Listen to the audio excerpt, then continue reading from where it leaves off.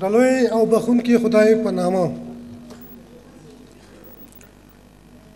درنو حاضرونو، زه په خپل وار تاسو ټول ته هرکلی وایم او ستاسې د حوصلې قدرداني کوم چې ډېره حوصله مو وکړله او د مقالو برخه پای ته ورسېده. اوس د مشاعرې برخه شروع کوو. زه د خپل مشاعره په دې شعر سره پیل کوم.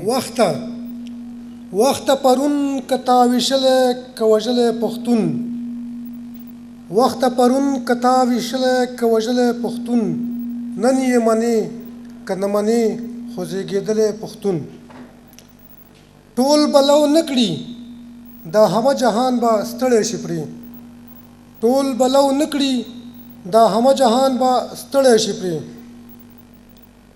مونږ څه داسې په هر غر او سم کرلی پښتون، هغه تختۍ چې پرې لیک شوي د نړۍ قامونه، هغه تختۍ چې پرې لیک شوي د نړۍ قامونه، پکې په سرو وینو په زور دی ځان لیکلی پښتون. پښتون زمری و دا زمری پردو وژلی نه شو، پښتون زمری و دا زمری پردو وژلی نه شو.